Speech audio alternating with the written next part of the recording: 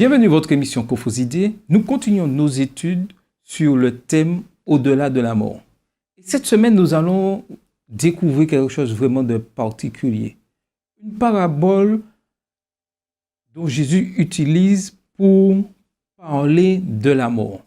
Beaucoup aujourd'hui ont utilisé cette parabole de l'homme riche et Lazare pour faire croire que après la mort, il y a quelque chose qui existe et qu'on peut se repentir de tout ce qu'on a fait de son vivant et ensuite aller au ciel. Nous allons découvrir vraiment ce que Jésus veut dire par cette parabole de l'homme riche et Lazare. Et nous allons discuter avec Cassandra, Evie et Carole, et Evie nous fera la prière.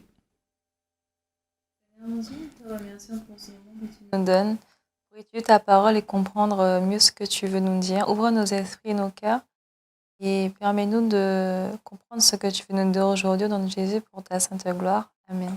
Amen. Amen. Alors, qui aime les histoires ici? Tout le monde. Sauf des histoires, mais où? Les histoires ne font pas peur en fait. J'aime bien Les contes de fées, c'est bien. Les contes de fées. Ouais. Là, Toujours bien. Exactement. là, Ils auront beaucoup d'enfants. ah oui, tout à fait. Oui, mais là, il n'y aura pas ça. Ce qu'on nous voit cette semaine, c'est pas tout à fait quand ça. même, hein. Ah oui, mais Jésus s'adresse à tout le monde et il nous donne toujours des leçons dans ce qu'il C'est nous ça. apprend chaque jour. Et C'est là, plus les fables de La Fontaine, ça. Ouais. Des petites c'est morales. pas vrai, c'est Ouais. pas vrai, c'est Ouais. pas vrai, c'est pas vrai. Mais je rebondis à ce que tu dis. Mais les fables de La Fontaine sont-elles vraies ou fausses? Bah, ça porte son Non, nom, c'est une fable. Le propre d'une fable, en fait, c'est comme Bah, une image. Voilà, c'est comme une être image. C'est imager une situation pour pouvoir ensuite en déduire En tirer une une leçon. conclusion. Voilà, en tirer une leçon. Alors, si je tire la conclusion que Jésus utilisait des fables pour exprimer, pour comprendre au peuple certaines choses, qu'en pensez-vous? Non, mais lui, c'est plus des paraboles Ouais, c'est pareil. que des fables, en fait. Que les paraboles faisaient référence à des situations réelles de la vie. Contrairement aux fables, où dans les fables, on a des animaux qui parlent, c'est comme des dessins animés, sauf que c'est à l'écrit, en fait. Ça ressemble un peu à une fable, l'histoire qu'on va faire aujourd'hui. Mais oui, mais sauf que les paraboles, en fait, reflétaient une réalité. Ce sont des choses que les gens voyaient. On parle de pêcheurs, on parle de tel homme riche qui avait ceci, voilà, des propriétaires terriens, ou on parle d'un esclave. Donc, en fait, ce sont des choses réalistes, ce sont des situations de vie que Jésus utilisait pour permettre aux gens de comprendre son message. Donc, c'est ça un petit peu Tout à fait. la différence. Mais là, on découvre vraiment une parabole un peu bizarre. Un homme riche et Lazare. On a vu la semaine dernière un Lazare, mais là, c'est pas le même. On ne parle Non. de Lazare. Et lorsqu'on regarde les paraboles de Jésus, c'est la seule parabole où il utilise le nom propre de quelqu'un, Lazare. Mais cette histoire, pensez-vous, est-ce qu'elle peut être vraie ou fausse? Je pense pas qu'elle puisse être vraie. En tout cas, pas dans la réalité. C'est fantastique. Enfin, c'est imaginaire. Ça relève pas du domaine du réel. Enfin, C'est pour illustrer une situation, comme Tout on à a fait. dit, le propre d'une c'est pas comme les paraboles où en fait c'était les oiseaux des champs. Enfin, c'était les choses à côté. Mais là, c'est quelque chose. Tout à fait. Et nous savons que la Bible ne se contredit pas. Nous avons vu que dans la mort est un sommeil. Déjà, nous comprenons déjà que est-ce que Jésus peut se contredire? Donc, ça veut dire que Jésus utilise là une illustration des personnes de son époque. Alors, oui, bon, c'est clair. Et puis, de toute façon, quand on lit au verset 22, on nous dit « Le pauvre mourut et fut porté par les anges dans le sein d'Abraham. Le riche mourut aussi et il fut enseveli. » Donc, en fait, on se rend bien compte, Abraham, il est décédé. Il est mort. Donc, comme tu viens de dire, la Bible ne se contredit pas. Nous savons et nous avons appris, nous avons vu dans Ecclésiaste 9 et dans plein d'autres versets que, de toute façon, une fois que la personne meurt, elle ne sait rien de ce qui se passe sur la terre. Donc, elle est morte, elle est morte. D'accord? L'immortalité de l'âme, ça n'existe pas. Sachant que l'âme, c'est l'homme. D'accord? C'est l'humain. Donc, on peut se dire tout de suite, on voit tout de suite que ça, c'est une histoire. C'est une parabole. Ça ne peut pas être quelque chose de réel. Ça ne peut pas être quelque chose de réel. Tout à fait. Donc, nous allons un peu discuter de voir qu'est-ce que Jésus entend par cette parabole et quel est le but de cette parabole. Parce que n'oublions pas que lorsque Jésus dresse ses contemporains une parabole, c'est qu'il y a un but derrière. Il ne vient pas là comme ça et puis il dit une parabole et puis... Alors, au départ, pour vous, entrer dans le fond de l'histoire, cette parabole, quel est l'intérêt d'une telle parabole? C'est montrer, je pense, à quel point le fait d'être avare ne sert pas finalement à grand-chose en finalité. En fin de compte, à la fin, en tout cas, qu'on rend des comptes devant Dieu, en tout cas, ça dessert plus qu'autre chose. Donc, autant peut-être plus être plus généreux, on gagne plus finalement à la fin, que de tout garder et puis ensuite être banni en fait du paradis, quoi. Est-ce que ça voudrait dire qu'on devrait se forcer à être finalement pauvre pour être sûr d'avoir plus? Ah non, j'ai dit donner, ne pas être avare. Ne pas être avare. Alors, le fait de donner n'appauvrit pas. Au contraire, celui qui donne s'enrichit, hein, clairement. Voilà. Donc, même dans la vie réelle, on parle de l'homme riche, là, s'il donnait à Lazare, ça ne l'aurait pas appauvri, je pense pas. En fait, c'est surtout comment dire ça, la manière dont on va percevoir les choses et le faire, se dire on le fait de manière désintéressée. Je ne donne pas en étant, du moins je ne suis pas avare. Si je suis riche, je ne donne pas parce que je sais qu'en donnant plus, je vais gagner plus. Mais en fait, vraiment en se disant je le donne parce que Dieu m'a béni, j'ai conscience de ce que Dieu a fait pour moi et je veux faire profiter aux autres des bénédictions que Dieu a pour moi et du coup je le fais vraiment de manière désintéressée. Et puis pour répondre à ta première question, Charles, je pense aussi que c'est là, comme disait Evie, pour nous montrer, mais finalement on est tous égaux, que ça soit le riche, que ça soit le pauvre, on est tous des êtres humains, on finit tous à un moment finalement malheureusement par mourir. Et ça reste au départ, initialement, la même mort pour tout le monde. Voilà, c'est ça. C'est-à-dire déjà, face à la mort, nous sommes égaux. Parce que c'est vrai que dans la vie, il y avait cette différence entre les deux, entre Lazare et puis cet homme riche. Mais c'est vrai qu'arrivé en fin de vie, les deux se retrouvent dans les mêmes conditions. C'est-à-dire, ils sont morts.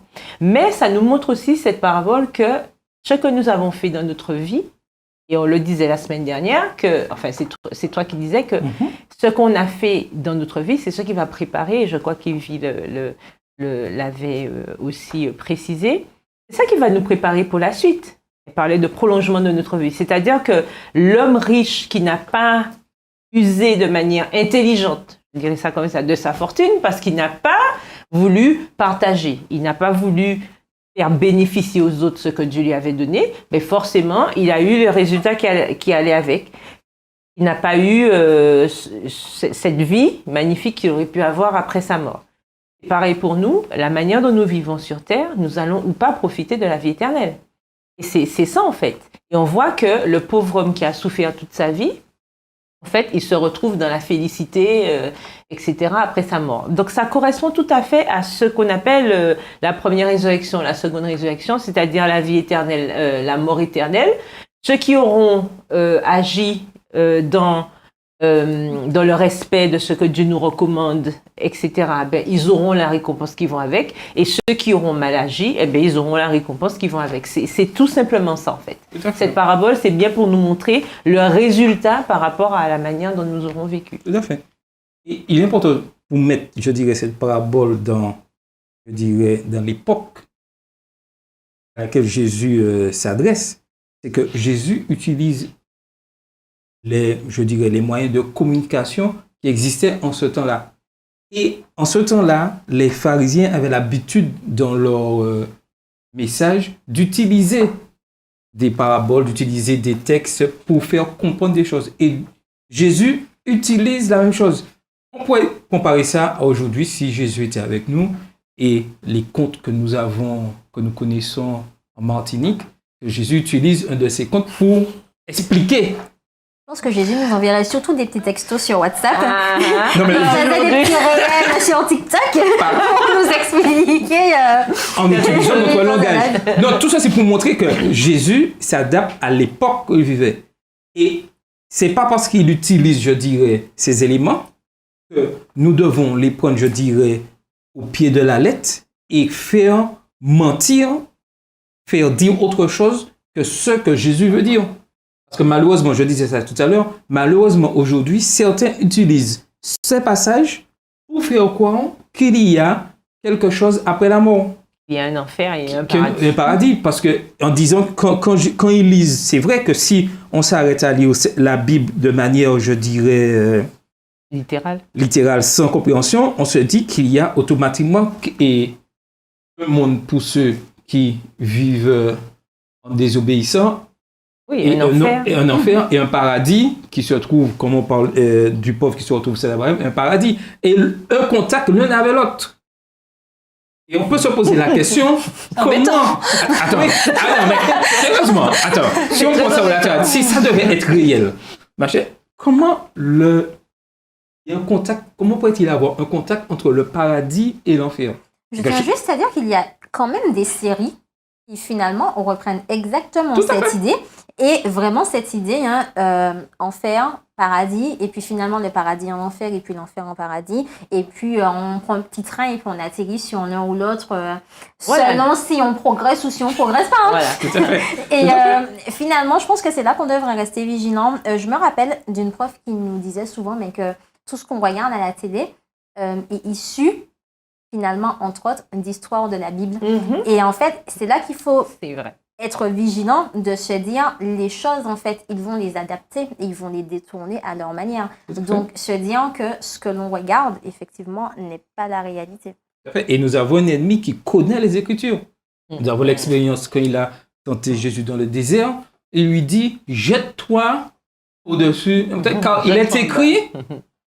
Attends, c'est bien ce qui est écrit. Il est écrit que les anges vont venir te secourir. C'est écrit. Personne ne peut contester ça, mais c'est l'utilisation que nous allons faire des Écritures va déterminer les choses. Et comme nous l'avons dit tout à l'heure, la Bible ne se contredit pas. La Bible nous dit que les morts sont dans la tombe et non en enfer. Par rapport à ce que tu disais, Jésus lui a répondu, il est aussi écrit. Ça veut dire que oui, il est écrit ça quelque part, mais il est aussi écrit ailleurs quelque chose d'autre. Donc il faut mettre ça en collaboration. Et puis il faut se dire, bon, mais finalement, globalement, ça veut dire quoi? Tout à fait. Et Jésus nous donne l'exemple. Et c'est pour ça que nous devons prendre les textes de la Bible avec d'autres textes pour comparer. Puisque l'ennemi va utiliser comme il l'a fait. Et nous devons pouvoir dire à l'ennemi, non, les morts sont dans la tombe et non en enfer. Jean 5, versets 28 et 29 nous le dit. Dans l'Apocalypse, nous voyons que les injustes seront jetés dans les temps de feu à la fin des siècles et non à leur propre mort. C'est ce que la Bible dit. Matthieu 13, versets 40 à 43. Quant aux justes, ils n'iront pas dans le sein d'Abraham à leur mort. C'est lorsque Jésus reviendra qu'ils seront emmenés au ciel par les anges. Oui. Matthieu 24, verset 31. Et 1 Thessaloniciens, verset 14 aussi, c'est ce qu'on dit. Tout à fait. C'est à la dernière trompette que les morts en Christ ressusciteront. Et comme la Bible ne se contredit pas, on ne peut pas faire dire à la Bible tout et son contraire. Ce n'est pas possible. Et dernière chose, la Bible interdit toute tentative de communication des vivants avec les morts. Mais ça, c'est clair. C'est clair. Ça ne paraît logique. Donc, avec ces points et que la Bible ne se conduit pas, nous pouvons dire que ce texte ne peut pas être une réalité. Ouais. Juste un exemple que nous avons vu, que représentait, nous voyons déjà, comme disait tout à l'heure Yves, ceux qui mènent une vie, je dirais, conforme à la parole de Dieu, et ceux qui, je dirais, laissent l'orgueil prendre le dessus. Et il y a une particularité que nous voyons à la fin de l'histoire, où nous voyons cet homme demander et dire, oui, envoie, entre guillemets, Lazare, fais-le retourner dans le monde des vivants, pour pouvoir avertir... Mais c'est le frère. Il a la compassion quand même. On il a fini par comprendre, en fait, que c'était pour ça, en fait. Et il se dit, mes frères, je veux pas qu'ils vivent ce que je vis, c'est quand même particulier d'avoir la compassion. Mais en même temps, si tu te brûles, ça te fait très mal. Tu n'as pas envie que ton frère ou ta soeur se brûle aussi. Je sais pas, mais en tout cas, je trouve qu'il y a la compassion. Je trouve Mais- que pour quelqu'un d'aussi orgueilleux et au début de l'histoire, je trouve qu'il a changé. Mais tu sais, c'est là que l'on voit que les épreuves, finalement, sont là aussi C'est vrai. pour nous façonner.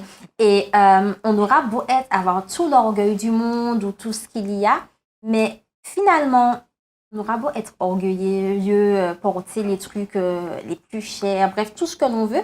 Mais si on est malade, on se retrouvera sur un lit d'hôpital. Exactement. Ce lit d'hôpital sera exactement le Le même même. que le pauvre petit paysan. On aura exactement les mêmes repas, on aura exactement les mêmes surblouses et surtout, on aura les mêmes traitements en fait. Donc, ça prouve bien que il faut pouvoir apprendre de nos épreuves. Et ce que je trouve beau, et même d'une manière générale dans la vie, souvent les personnes qui sont très orgueilleuses, qui sont comme finalement cet homme avare dans notre parabole, quand ils passent par des épreuves, il y a une phase le plus souvent de remise en question, Et d'humilité. d'humilité, et ils apprennent finalement à être comme notre homme pauvre.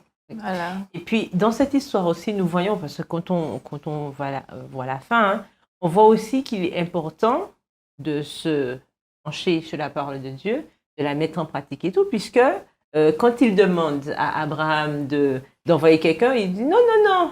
Ils ont Moïse et les prophètes. Moïse et les prophètes, c'est quoi? Mais c'est la parole de Dieu, en fait. Oui, tout à fait. C'est ce que la parole veut dire. Ils ont déjà de quoi s'alimenter. Ils ont déjà de quoi savoir comment éviter justement ce qui t'arrive en ce moment. Donc, ça va largement suffire. Ils n'ont pas besoin d'autre chose. Tout ça pour nous dire qu'en dehors de la parole de Dieu, on n'a pas besoin d'autre chose pour savoir comment vivre, comment préparer cet avenir que Dieu nous a promis. Donc, nous devons absolument faire en sorte de profiter aujourd'hui de cette richesse que nous avons. Que c'était ça la richesse. C'était ça la vraie richesse. Et c'est ça que l'homme riche n'avait pas compris, en fait. C'est ça la vraie richesse, c'est la parole de Dieu. Donc, consultons cette parole, mettons-la en pratique pour préparer justement Tout à fait. Et deuxième aspect, notre avenir. cette parabole nous demande à chacun d'entre nous que c'est maintenant qu'il faut se repentir. C'est maintenant qu'il faut pouvoir éliminer ce qui ne va pas. C'est maintenant que nous avons un choix à faire. Notre mode de vie aujourd'hui va déterminer. Et certains veulent faire croire que la grâce permet de faire tout ce que l'on veut et au moment T, ça sera bon. La grâce, oui, il suffit que j'étudie la Bible et que je sois tranquillement dans mon petit coin. Là. Mais non, il y a un élément en plus qui apparaît là, dans cette leçon, je trouve. C'est qu'il faut que je puisse aussi m'occuper des autres. Je ne suis pas un îlot tout seul là, me satisfaisant tranquillement de la lecture de la parole de Dieu, me nourrissant de sa parole, me réconfortant, gardant ça pour moi, et puis vivant dans mon monde tout seul. Je pensais au verset qui dit la religion pure et sans tache devant Dieu. C'est de s'occuper des orphelins, de visiter les veuves. En fait, c'est vraiment ce que Dieu attend de chacun de nous, en fait. Nous partagions, en fait, C'est ça. ce que... Mais je voulais juste rajouter qu'on a souvent tendance à dire qu'on a toujours le temps et qu'il n'est jamais trop tard. Sauf que la mort, c'est pas nous qui détenons en fait. On ne décide pas quand est-ce que l'on meurt. Et il faut que l'on puisse se préparer, qu'on puisse préparer les autres en fait aussi qui sont autour de nous pour que à n'importe quel moment, si ça nous surprend, si Dieu revient, eh bien que les choses soient conformes à sa parole. Et je voulais aussi ajouter quelque chose d'intéressant. Quand on lit au verset 31, il nous montre d'ailleurs que cette histoire d'immortalité de l'âme, ça ne tient pas la route, puisque c'est marqué, et Abraham lui dit, s'ils n'écoutent pas Moïse et les prophètes, ils ne se laisseront pas persuader quand même, quand même quelqu'un des morts ressusciterait. Il n'a pas dit reviendrait, hein. Oui. Il a dit ressusciterait. Si on parle de résurrection, c'est qu'il y a mort. Donc, on voit très bien que... Il n'y a pas de transition. Non, là, il est clair que l'histoire, c'est pas quelqu'un qui vit, éternellement ad vitam. Non. Si on parle de résurrection, c'est qu'il y a mort. Donc, ça veut bien dire que ce n'est qu'une image que Jésus ici utilise pour montrer à quel point il est important de profiter de la vie tout de suite. Comme disait le sage dans Ecclésiaste, profite des jours de ta jeunesse, oui. Mais n'oublie pas que demain, on va te demander des comptes. Donc, pour que tes comptes soient à jour, tu n'es pas obligé d'être un grand comptable. Tu n'es pas obligé d'être fort en comptabilité. Mais sache que ce que tu auras fait hier sera redemandé demain. On te demandera des comptes. Donc, fais attention à comment tu utilises, comment tu investis ce qu'on te donne. Et je me rappelle d'une citation que j'avais vue, que les actions que tu fais aujourd'hui ne te fassent pas honte demain. Et c'est exactement ça avec Jésus. Aujourd'hui, c'est ce que tu peux maîtriser. On peut maîtriser aujourd'hui, mais on ne maîtrise pas demain. Comme elle disait, la mort, c'est subite. Et même si on ne passerait pas par la mort, on aura quand même des comptes à rendre. Donc, investissons correctement aujourd'hui pour que demain, lorsqu'on mettra notre vie dans la balance, on ne soit pas trouvé trop léger. Donc, de ce Comme fait, Betchata. oui, mais en t'écoutant, je réalise en tant que jeune, tout ce que nous faisons, surtout aujourd'hui à les réseaux sociaux, a un impact sur notre avenir et comment nous fonctionnons. Tout à fait. Et comme aujourd'hui on sait sur les réseaux sociaux, lorsqu'on poste quelque chose, il est très difficile de supprimer. Pour ne pas dire Même pas si- possible. Même si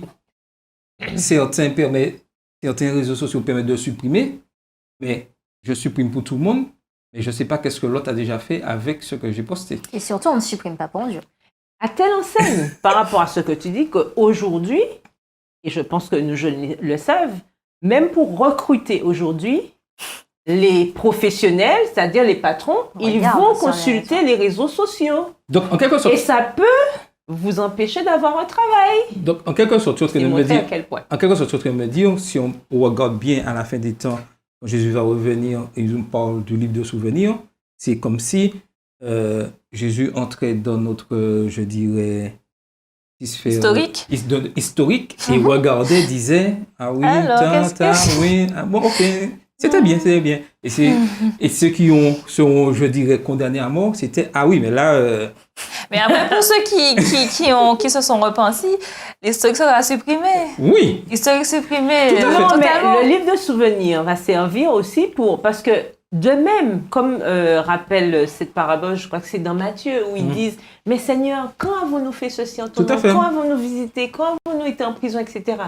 De même, dans les deux sens, parce qu'il y a des gens qui ne vont pas comprendre pourquoi ils ont sauvé. Et il faudra quelque chose pour leur dire, regarde, nanana. tout à Et de fait. même, ceux qui ne vont pas comprendre pourquoi ils sont perdus, voilà, c'est ça, parce qu'il faut des preuves à l'appui, c'est ça. Mais ce que Parce qu'on j'aimerais est dans un rappeler, tribunal. finalement, c'est que si on regarde tout ça, ça donne pas envie de vivre. Hein, parce que. Oui, attendez, non, mais trop de contraintes. Trop de contraintes. Mais attends, le pauvre mot, la pauvre phrase que je suis en train de dire, ben là, ça sera notifié dans le livre. Donc, si on tient qu'à ça, on n'a pas envie de vivre. Mais ce que je trouve beau, c'est que Dieu nous dit tout ça, mais il nous donne finalement la plus belle des richesses, son livre, pour nous, comme guide en fait, pour savoir qu'est-ce que l'on peut faire, qu'est-ce qu'on ne pourrait pas faire, comment on doit pouvoir vivre notre vie pour être sûr à la fin d'être sauvé. Et n'oublions pas que la justice de Christ, celle qui nous permet, parce que c'est sa grâce, c'est celle qui nous permet justement d'accéder à cette vie éternelle. Et n'oublions pas que le Père, quand il nous regarde, il nous regarde à travers Jésus. C'est Jésus qui nous remplace en fait. C'est lui qui a pris notre place. Donc, c'est vrai que, effectivement, ça nous arrive de faire des bêtises, mais n'oublions pas que nous avons cet avocat. Donc, c'est notre avocat qui nous permet justement il nous réhabilite à chaque fois. Et c'est grâce à Jésus que nous pouvons justement aujourd'hui dire, ah oui, j'ai accès à la vie éternelle. Et c'est pour ça qu'on nous demande tout le temps de nous remettre en question, certes, de demander pardon pour nos péchés, parce que nous savons que lorsque nous faisons ça, au fur et à mesure, elle parlait de Historique d'effacement, effacé, voilà. c'est-à-dire que c'est pas pris en compte. Pas pris en compte. Effacé. Mais c'est là, mais c'est pas pris en compte en fait. C'est au fond de la mer, hein, c'est pas là. hein. Mais Parce juste que petite précision, c'est vraiment il nulle faut part. que l'on se rappelle quand même que c'est pas parce qu'on sait que ce sera effacé qu'il faut refaire tout le temps la même erreur. Tout à fait. Il faut quand même prendre une leçon à un moment donné et se dire, ok, Dieu m'a pardonné pour ça, mais j'ai compris la leçon. Ben, je vais avancer, je vais essayer de faire mieux quand même la prochaine fois. Et c'est ça que le bal essaie de nous faire croire, que nous pouvons faire tout ce que nous voulons là et que Dieu, dans sa grâce, Voilà. dans sa bonté extrême, dira « Ah, Charles, tu as bien vécu. » Mais non, c'est Pas grave. Tu m'as demandé pardon, c'est bon, tout va bien. C'est pas comme ça se passe. Non. C'est ça C'est le vrai repentir, hein, Le parce vrai qu'il y a un repentir, tout à repentir qui étudie et superficiel. Oui. Mais ça, c'est pas un repentir qui vient du cœur. Le Seigneur parle souvent du cœur pour nous dire qu'en fait, il faut qu'on soit vrai, qu'on soit authentique. Forcément, si on demande pardon en se disant, bon, tiens, dans 1 heure, je vais recommencer, c'est pas authentique, c'est pas vrai. Tout à fait. Quand on vient dans une vraie démarche de repentance, on est en quelque part, on est là pour se dire, stop. Et si on arrive à rechuter, parce que Dieu a dit 77 fois 7 fois de pardonner, c'est pas parce qu'on a décidé, c'est parce qu'il y a une faiblesse, c'est que Dieu est en train de travailler avec nous pour nous aider à surmonter ça. Et aussi, il ne faut pas se culpabiliser, je pense, de retomber à chaque fois dans la même chose. Ça peut conduire au désespoir et finalement, il y a des gens comme ça peuvent se dire, bon, j'y arrive pas. Mais je lâche tout, en fait. Mais Donc, est-ce que pardonner, en fait, c'est oublier? Non. Tu sais, je pense qu'il faut que l'on se rappelle de l'objectif final. Pas. Et l'objectif final, c'est quand même être sauvé, Tout à fait. aller au ciel. Mhm. D'accord? Et en fait, tout ce que l'on va faire doit être fait pour ça.